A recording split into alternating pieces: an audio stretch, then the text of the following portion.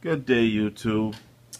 I wanted to do a quick review on CO2 diffusers. I just bought a Fluval CO2 diffuser. Typical 10 bucks, not too pricey. I mean, it's a pretty good price for the diffuser. I've seen a couple of ones to sell for 25 bucks. If you buy them online, it's like 5 bucks, 10 bucks. You pay shipping for 15 bucks.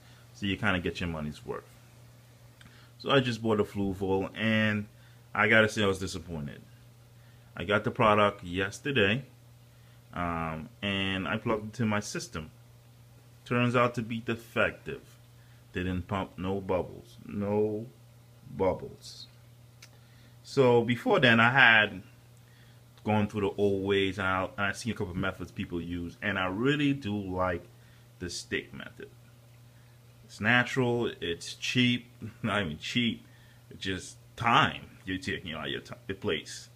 Time to find a good piece of stick that, branch sticks that really turn out to give you a good diffusion system. I got the DIY system, as you can see. I'll go to the back, I'll show you. As you can see, this is my, I got 2 bubbles pumping some CO2 here. The bubble count is right on the top, and then you see it flow right into the system here. DIY systems, it's tedious, but if you got the time, you're willing to take the time to really get out there and really mix your product, mix your CO2 mixture with the yeast and sugar. Why not? I mean, it's once a week. I do it once a week. I don't complain. Instead of buying $150 for a regulator and then refilling your tank and for 20 to 30 bucks every year. I mean, it's worth it. But hey, I could dwell with just doing this every week. So I decided to go to the branch method. I decided, oh come on Max, I decided to go down to the reservoir, like a good nice big lake, and I found a couple of driftwood that was laying on the side. So took the branches and excuse me, took the branches and pretty much used those branches to make the diffuser out of. I'll show you what it looks like. So I go up here closer real fast, and really, I'm not disappointed. Look at those. This is nice micro bubbles coming out of here. Real good micro bubbles. And I'm just gonna go up and I'll show you what it looks like when it goes to the top. I'm not complaining. I don't need a diffuser. I like the diffuser I created here.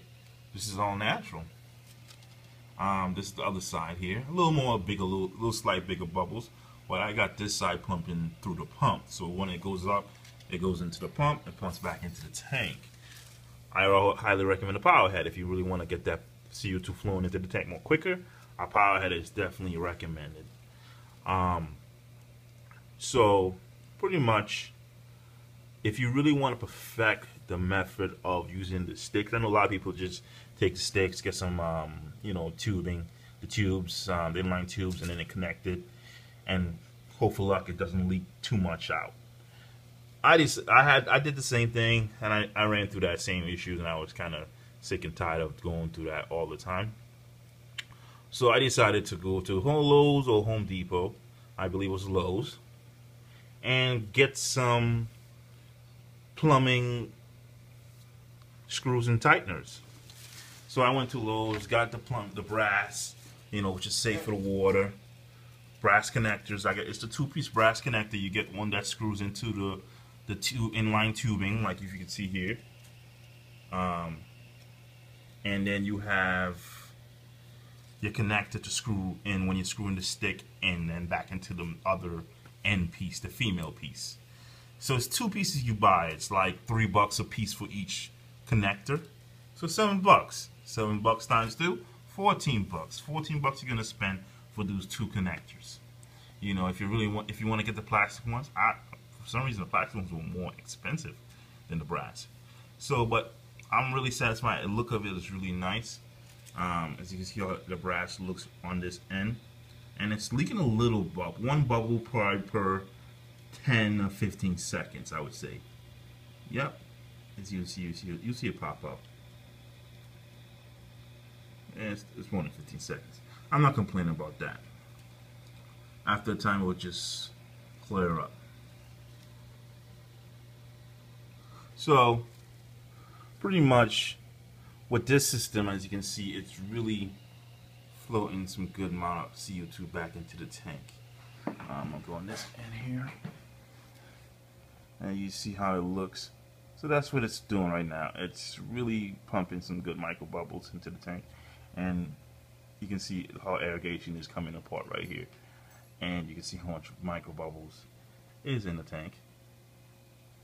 It's pretty. I like the results. It's pretty good results for me, you know. And my plants has been doing great since I implemented the CO2.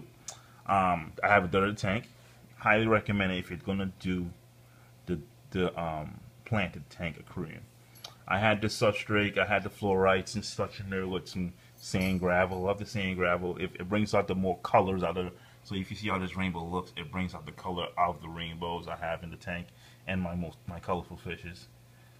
So black sand, I highly recommend. If you're trying to save money on sand, don't go to the pet stores and get sand. Don't go to pet stores.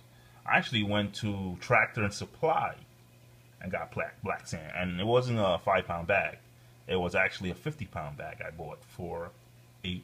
$8 for sand, and then, you know, if you're dirtying your tank, get the clay. This is one blog I followed, and it really gave me a good idea of what to do.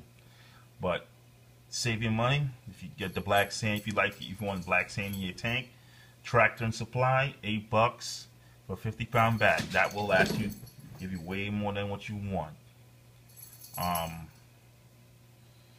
And then pretty much, you got the pot and soil from Walmart or Lowe's, and you clean your soil. I always say clean the soil before.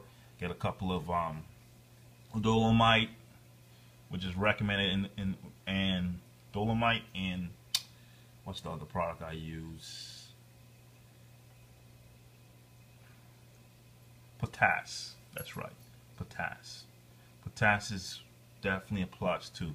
When you're dirtying your tank, put that at the bottom of the tank, and those are pretty much going to control your pH and give a good amount of nutrients towards your soil and your plants. I'll show you here. Not sure what these kind of plants. I have a couple of anubis in here. Some of the new plants I planted here, the red, nice little red plant I recently just bought and planted. That was hidden in this day, just took off. I have a couple of swords in here, and a couple of two lilies, banana lily over here, and I have a dwarf lily. Dwarf lily I thought I didn't have anymore because I thought it died.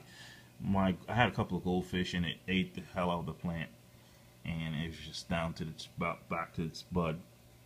And I just was like, okay, I'm not gonna go into the subject and take it out.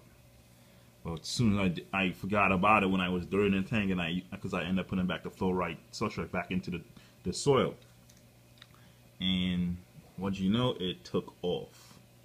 It took off pretty good, because look how big that thing is. It grew its stem back, it grew its leaves back, and it took off. This guy here, his shoot just came out, and look at the leaves on that guy with the